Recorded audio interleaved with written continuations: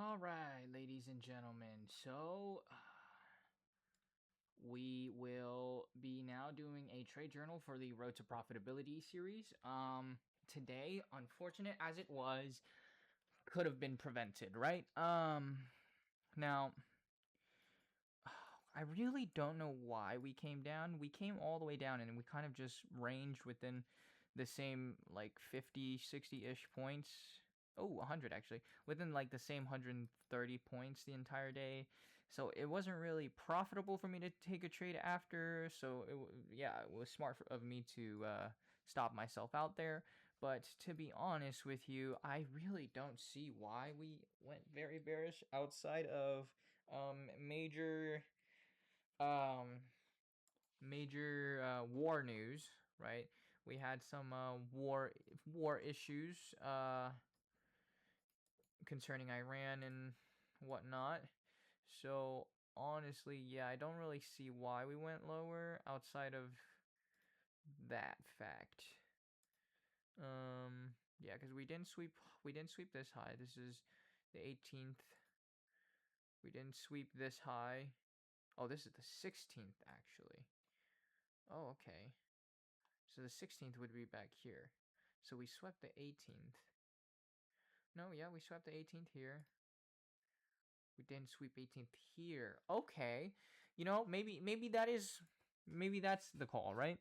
Maybe that's the reason why, right? We swept the high on the 18th on both S&P 500 and Nasdaq, but Dow Jones we didn't sweep that high.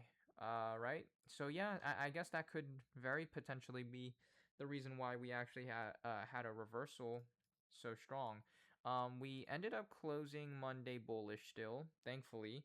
Um, which is still following my structure. However, it was a very choppy day, as we can tell, with the candle wicks being 100 plus points on either side. Yeah, 250, 300. Yeah. So we could still be pulling my initial prediction, where Tuesday's the wild card, but leaning towards bullish. So yeah, but honestly, I think the biggest issue I had here was an emotional trade, which I haven't had in a very long time. But of course, it's because I'm on a funded account. My emotions are taking over, so I need to fix that and not let it happen again. The emotional trade was actually right here, and instead, I think something that I did wrong today that I haven't been doing recently was not taking the trade in the moment, right?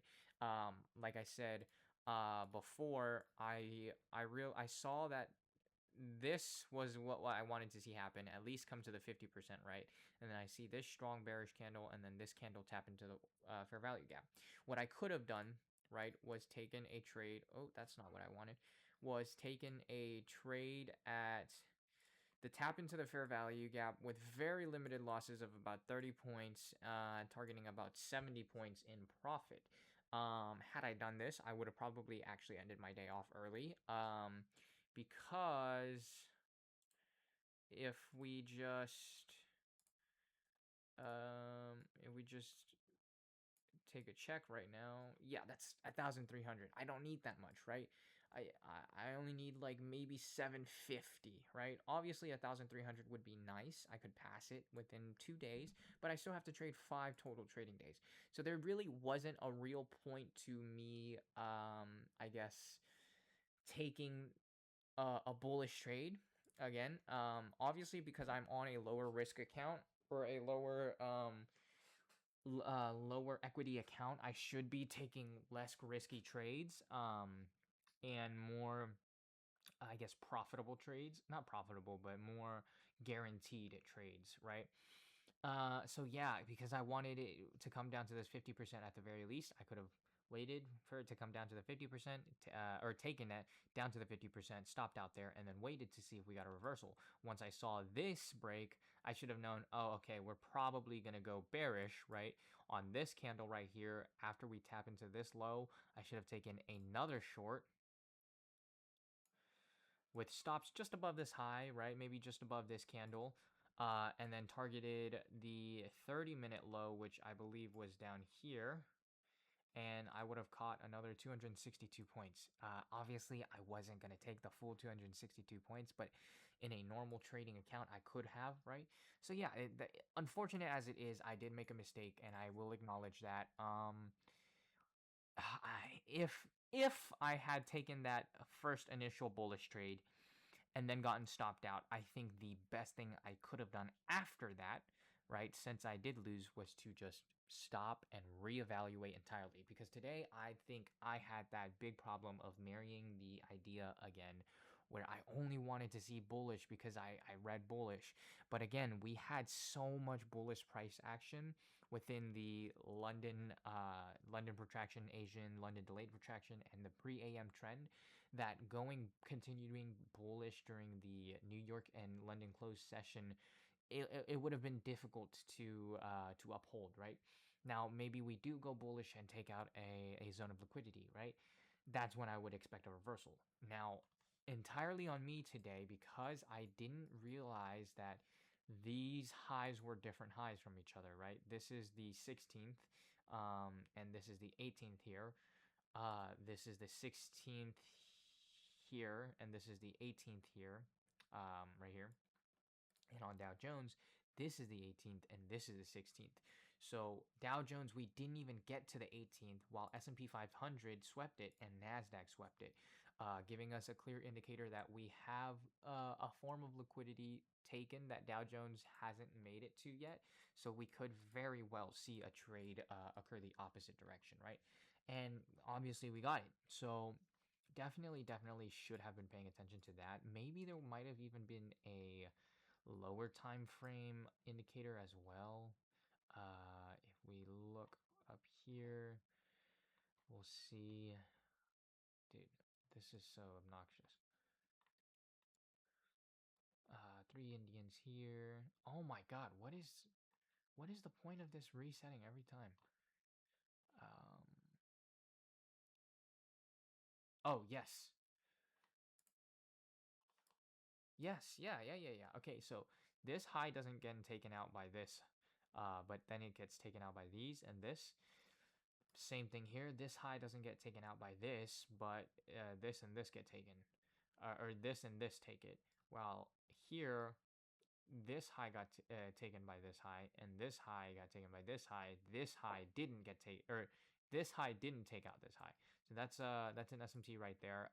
We have mismatched liquidity sweeps, right?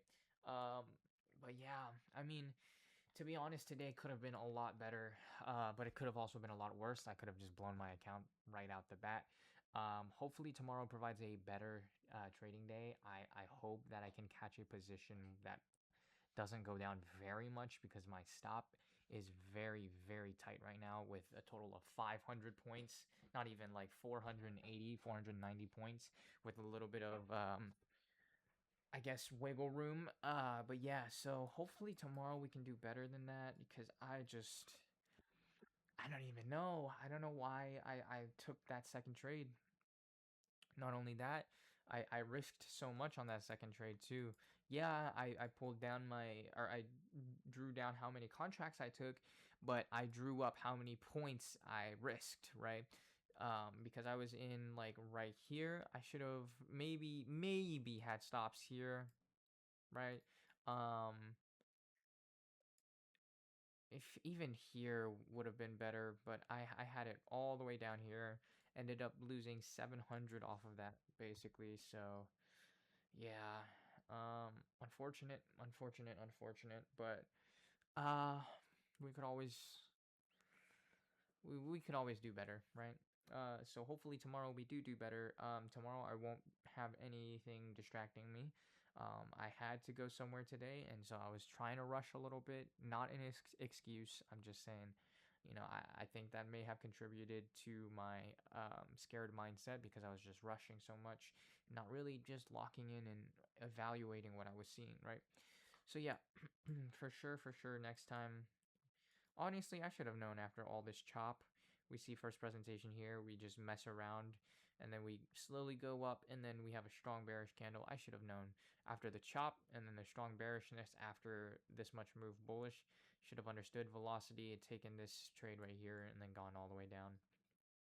unfortunate as it is, nothing I can do to change it. So, yeah, hopefully everybody else had a good trading day outside of me. And let's pray that tomorrow does better for us.